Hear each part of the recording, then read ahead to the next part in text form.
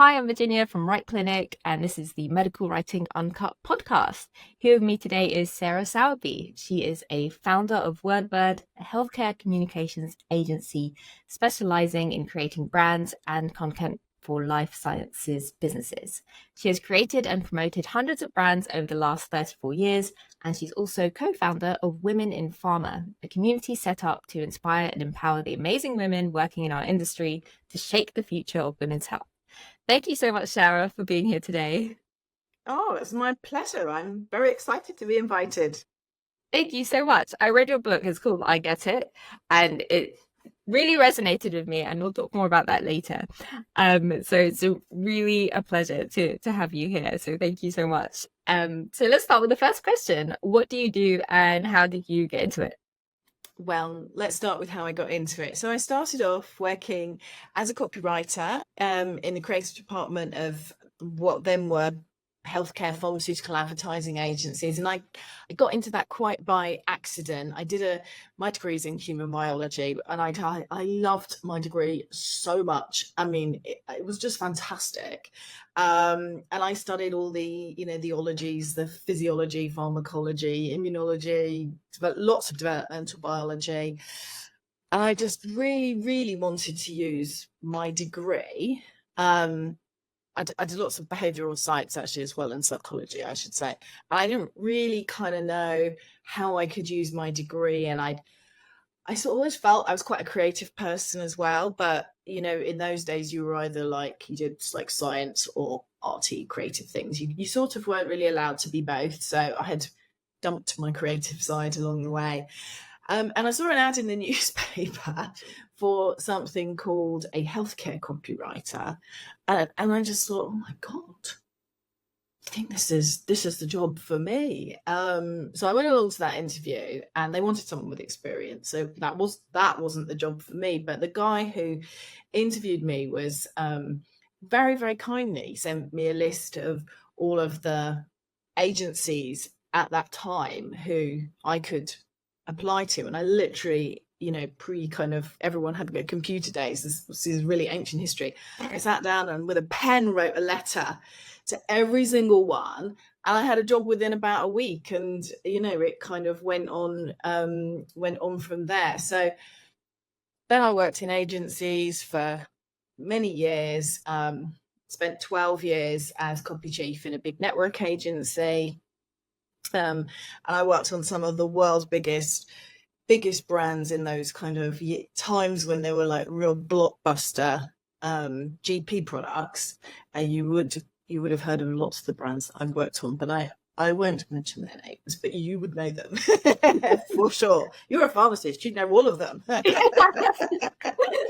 um, and yeah, then I worked there for about 12 years. I really loved it. I won loads and loads of creative awards. I was part of a creative department, so I very much sort of saw myself as the owner of the science, but also, my creative identity really flourished there. And then I had children, and I actually just found it quite hard to have a really big job. My husband was creative director in another agency. It was just hard with really small children. So I went freelance. I freelanced for 6.5 years. During that time, I found the life of a freelancer at first a bit scary because of how quickly you have to come up the learning curve on whole new therapy areas and just deliver. But I kind of quite quickly got like a technique for all of that. But the thing I really missed was I found it quite lonely on my own, to be honest. I'm more of an extrovert. I need to be with people. And I'd always wanted to kind of create some training. So when I ran my team of writers in the agency, I never really had enough time to do the training that I wanted to. So I developed lots of training. I was training and mentoring people in agencies, and then people asked me to develop training for client service people as well. So I did all sorts of training. I trained a lot of people. And then I sort of thought, well, my youngest child went to secondary school. I thought, I know I'm not really fulfilling my potential. Why don't I set up my own agency and that's how it started. It started off as focusing mainly on writing, but my husband soon came to join us, and then clients followed, and we just quite quickly became a full service agency. That was in Olympic 2012. And yeah, that's my agency, Wordbird. I very much founded that on this training ethos, so growth mindset, sort of completely baked in to the whole culture. So now I'm the founder of that. I'm also the founder of Women in Pharma. I don't write much anymore, which is fine. I'm cool with that. But my job is really to inspire my team to do great work for our clients, and make a difference to patients. And I think doing that work of making it so my purpose within my agency is to make it marvelously easy for everyone to say, I get it. That's our agency's purpose. Everything we do is designed to fulfill that need, because if you come into a health system as a patient, it is not marvelously easy to say, I get it. And that's because there's so much jargon. Things are not often explained very clearly. And I just feel that there's a massive job of work to do in that. I think there's lots of good people, all with great intentions, but it doesn't always end up to be the great intentions at the beginning often get lost along the way, and what ends up in front of a patient is often not what everyone wanted at the beginning, and not very clear. For people today, people have such busy lives, they have attention span of less than a goldfish. We have to get people's attention. We have to hold people's attention. We have to get them to process that information through their short-term memory into their long-term memory, so they can retrieve it and act upon it. And it's a real skill to be able to do that. It needs some work. So that's such a long answer. Sorry, is that too long? No, not at all. That's fine. I love if you have a wealth of experience in it, and the way you kind of, told your story was really inspiring, because it's interesting to hear that you probably had about 18 years of experience before you started your own agency and did your own thing. And I came to starting my own agency very late. Honestly, most of my peers had done that, decades before. Yes, I was a very late starter, but I had loads of experience. So there were advantages to that. Yeah, absolutely. And I think people, it's never too late to do anything. And I think once you do it, the experience is what you make of it as well, because I think the values that you have are really, match up to how I approach health information. And it's really important to make sure that there is a person at the receiving end, which is the patient. And if they're not getting the information, then you haven't really done a good job as a health communicator.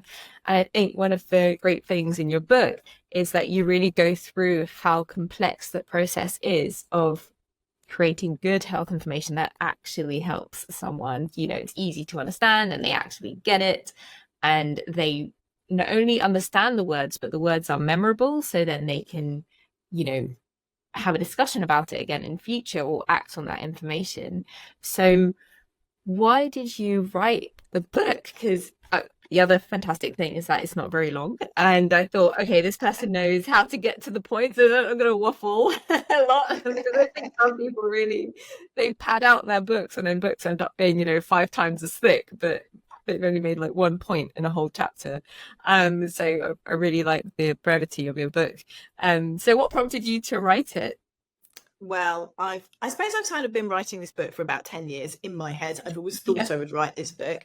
I've spent my whole life writing things for other people. So finally to write something for myself, to kind of get out of my head everything that I feel like the world needs to know, was a great experience for me. People say, oh, was it hard to write a book? No, it was not hard for me to write a book, because I have been writing stuff all my life. I know how to do it. So I think it was, oh my God, you wrote a book. It's like, it's really not that hard for me. And I like that you like that it's short. That was a very conscious decision on my part. I think brevity is so important. And part Yeah. of the book is about being able to write short and unlearn everything you've learned at school and university and through your life. If you're going to be a professional writer in our space, then being able to write short is one of the key skills and talents that you need to have. So if I hadn't written my book short, I wouldn't really be kind of walking the walk. I would just be talking the talk. So why did I do the book? Well, as I said before, marvelously easy to say I get it is, that's my purpose with my agency. It's my purpose in my professional life in this sphere. As I said before, it's so important that healthcare professionals and patients, they do get it, because if they don't get it, they don't get the most from our innovations. They might not use medicines properly. And if there are so many barriers with all sorts of incomprehensible jargon in the way, then it just doesn't work. And I feel so sort of passionately about this that I felt that I needed to get it into a book so that it wasn't just people who I directly train who would have the opportunity to get my experience of how I think it can be done better, and why. The why is so important, why we need to do this. So if you believe in the why, then you'll be really motivated to actually do it. So yeah, I thought that a book was the best way to just get it out there. And how exciting that somebody like you has read my book and found me, and now it's coming to your audience. And everyone who listens and who reads the book hopefully will make their little contribution in their part of the world to making things better for everybody. Yeah, I love that. And thank you so much. I think also when you put things down in a book, it also makes you think about what you do and why you do it and how you want to communicate that to people so that they can then, take a piece of everything that you've worked on in your whole life and then kind of keep it going. It's about leaving a legacy as well. Absolutely, So, absolutely. Yeah, for sure. And that's quite important to me. yeah, perfect. Although I'm So, not going anywhere. I'm not going anywhere yet. I would hope not. Are there any more books in the works? Well, I haven't started writing any, but I did really enjoy I enjoyed the writing part of this. I didn't enjoy the production part of it quite so much, but I really enjoyed the writing part. And I just feel like now that genie's out the bottle, for sure there will be more books. And probably I co-founded a group called Women in Pharma with a lady called Miriam Kenrick, and we've been doing lots of work, and we're constantly shocked at the gender health gap. So probably the next book will be something around the gender health gap, and how it affects men and women, and what we need to do to close it. Yeah, I think that's really interesting because I think it wasn't until the 90s or something, you probably know better than me, that there weren't many women in clinical trials, and all the medicines we're prescribing now were mostly tested on men. So we have to go and test them again on women, which is absolutely wild to me, because it's and a lot of these drugs have been around for a really long time. So as a pharmacist, I'm like recommending these medicines and thinking, okay, yeah, there were clinical trials, but when you dig into the deep details, you're like, oh, but there's lots of people who weren't tested, and so we just don't know. And so it's kind of like a little bit of a public experiment. And I think, we do need to go back and revise the way we do things. And I really like that you are advocating for that. So thank you for setting that up.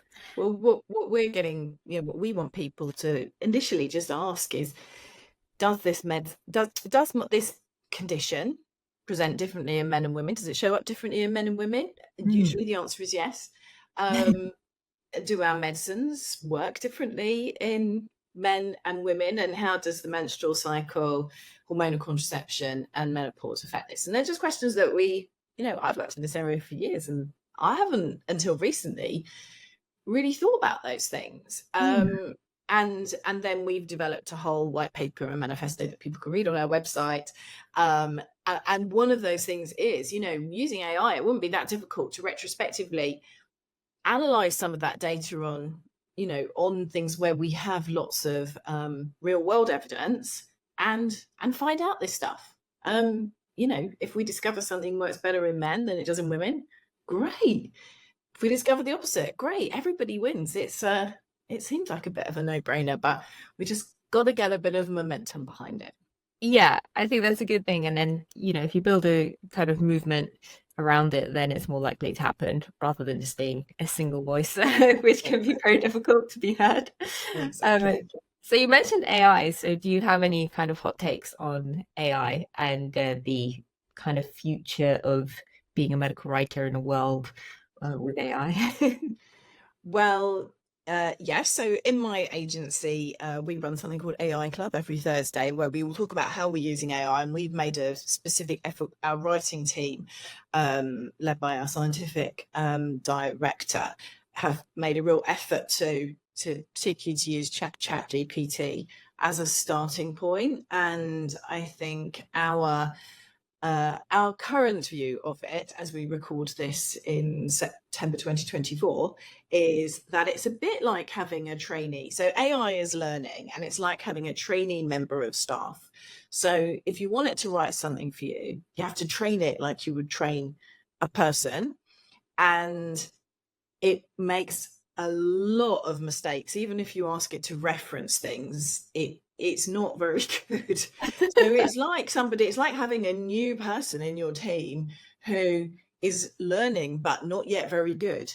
So you can't really trust what it's doing. You have to check everything really forensically. But like having a new person in your team, sometimes it does something amazing and you're like, God, that's really great. So it in theory, and I think the rate at which it's going, it will, what I'm saying now will change and evolve really rapidly, and we just have to keep going with it, because it is going to make things quicker and better and easier. But at the moment, it's quite handy to give you a leg up at the beginning of things, to find a few things you might not have found. It's definitely worth doing, and we're doing that. We're using it in that way, but we don't trust it. I like that very much. I think it could be a potential way to find new ways of doing things maybe. But I would agree that I don't trust it, and like you said, which is in a great way, forensically go through anything that it produces. Yeah, and I think it hasn't really kind of like the nuance of code compliance is just too hard for it at the moment. So that's another barrier. But again, I do think it will improve and it will get there, and we have to keep going with it. And the other thing that it does, which we've noticed, is you'll say, can you rewrite this doing this? Can you rewrite this doing this? And after you've asked it kind of like 7 or 8 times, like, that's great, but can you rewrite paragraph 3 to do? Yeah, once you've told it, in the end, it just gets a bit like a trainee. It gets really tired and just produces something that's not very good. It's like, oh, I give up. Really, but we have to train ourselves as well, because probably we're not kind of really, maybe we're not asking it the right way. So yeah, that's where we are with it. It's a work in progress. Yeah, I think there is a skill that needs to be developed in order to use AI. So you either learn how to write or you learn how to tell something to write, which is a different skill altogether. Well, I think we will need to. I think people who are starting off as writers now will need to use it. If in 15, 20 years hence, it will be an intrinsic part of it. It'll be a tool like PubMed is to us now. We'll all know how to use it brilliantly. But we're just going through the phase of that, transition. Yeah, fantastic. So just for the audience, Sarah mentioned the code, and the code is the ABPI code, which is a set of kind of rules, if you like, that you need to abide by if you're creating any kind of health information or any kind of health communications that might be advertised, especially to the public or even for healthcare professionals. Yeah, And or any other codes like the FPO yeah, code or PAGB have codes. I mean, yeah, there are many codes that many codes. Yeah, yeah, the relate PAGB. to whatever your type of license you're working under. Yeah, yeah, perfect. And yeah, and PubMed is something that we use on the internet in order to search for research papers and things which you might reference for your medical writing. So yeah, so what are your top tips for medical writers relative to, you know, the health communication space? What should they kind of aspire to learn in their skill set? So we mentioned AI might be something, maybe learning how to prompt, which is, you know, give instructions to AI. What would be your top tips for the modern medical writer who wants to get started? Oh, well, I mean, in my book, I lay out these sort of 7 zones of mastery, 7 areas that they need to become really competent in. So they've got to know the codes, whatever codes they're writing to. They need to be a master of evidence-based writing. They need to be able to translate strategy into a content plan, then produce content that their audiences will really want to engage with. I believe that so there's different types of writers. There's a bit of a spectrum from like a kind of a hardcore medical writer who might be writing publications, you know, monographs, sort of very technical pieces, you know, right through to people who are doing, you know, maybe exclusively sort of advertising, and they're labeled as more creative. So there's a whole spectrum. But wherever you are in the spectrum, if you're writing for regulatory, whatever you're doing, you are using creativity to take that data and make it accessible to whatever audience you're writing for. So I think being creative is important, and that's one area of the mastery that I talk about in my book. I think explaining and presenting your work is really critical, and actually showing up in the right way in front of whoever you need to present your work to internally, maybe with clients, whoever else. And then I think that this is a sort of the last bit is a little bit new, and it's really about how you manage yourself, how you develop yourself, and preventing burnout, because burnout is quite common in medical writers, health writers, because we're working in quite a tough industry. Deadlines are often very short. Some agencies, I mean, I hear stories all the time about people who, you know, are given totally unrealistic workloads. So I think looking after yourself is also an area of mastery. But so those are my kind of 7 areas. But I think sort of overall, I would just prioritize your own learning and growth and development. Don't stagnate. You know, especially if you're working remotely or alone, keep connecting, look outside your world, you seek opportunities to collaborate, because you're not going to grow very fast on your own. The internet does not have all the answers. So yeah, look outside. Do I have time for a little story? Yeah, go for it. So one of my favorite stories to tell people who I train is about, you know, be with people and ask other people, because I think people, particularly if they've come from university, they're really great at researching stuff online, and now they can use AI to research as well. But if you ask the person who you're working with, they will have an absolute wealth of wisdom, experience. You know, they'll know the pitfalls, and none of that's going to be written down in the internet anywhere. You know, it's not going to be there. You know, you won't get that by researching it. You will get that from another person, and they can give you all of that in a few minutes for something it might take you a whole afternoon to try and find out on your own. So that connection with people, I just think is so important. And I think that people coming in and learning are going to learn. Well, you know, I see this all the time. Those who connect and learn and ask people, you know, their career trajectory is so much quicker than people who are a bit of an island. So that's my top tip. I love that.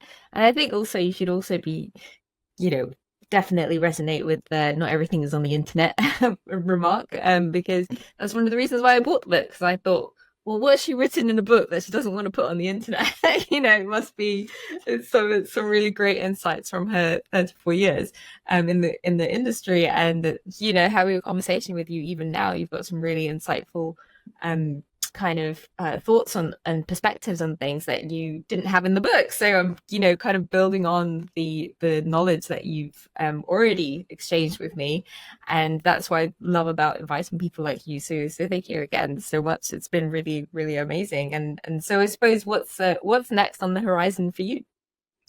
Oh, well, we've got lots of exciting plans with women in pharma, but in terms of me at the moment, I'm doing my International Coaching Federation professional qualifications. So I'm learning to be a certified coach, because the next thing for me is to bring the best out of my team. And I think I'm a good mentor, but I need to learn the skills of being a coach and rewire my brain to be able to do that. So that's what I'm doing now. That will be the next 6 months or so. And then we'll see what happens then with another book, maybe. Oh, fantastic. Brilliant. Well, are you still running your agency now? Are you still, growing it and running it? Yeah, for Fantastic. sure. Yeah, absolutely. Amazing. And how big is your agency? How big is your team? Oh, well, we're a relatively small team of around 20 people, boutique size, but we tend to work more on the international work, but do some UK work as well, sort of on medicines, devices, anything really, but there's a health angle. Perfect. Fantastic. Thank you so much. Do you have any final words? Final words. Well, I think that this is a great career. So if this is being listened to by people at the beginning of their careers, honestly, it's fulfilling, rewarding, but it is going to change. My career will not be your career, and keeping up with everything, growing, learning, having that growth mindset, that is what's going to differentiate you from the next person. I'm absolutely inundated with applications for jobs all the time. It's really competitive. So yeah, keep learning, keep growing, and perfect your skills. Just because you can hold a pen doesn't mean you're a writer. I love that. Oh, any portfolio tips? So when people do reach out to you, is there anything in particular you look in their portfolio?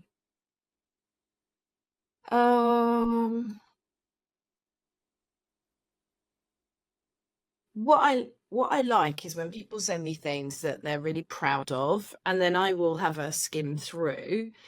And then when we have a conversation, what I want to know is what they're proud of, why they're proud of it. And, sometimes that's about the journey to development. Maybe somebody thought they wanted one thing, but actually it evolved into something completely different. And, I do like to see things written quite short. Brevity is really important. And it has to be marvelously easy for me to say I get it, or else they're not for me. I like that. So stick it on your wall. I get it is what you want to get to with your writing as a medical writer. Thank you so much for your time. It's been brilliant having you here. Oh, my pleasure. Thank you for inviting me. Fantastic. And thank you to the audience. Thank you for watching or listening, and we'll see you at the next episode. Bye-bye. Bye.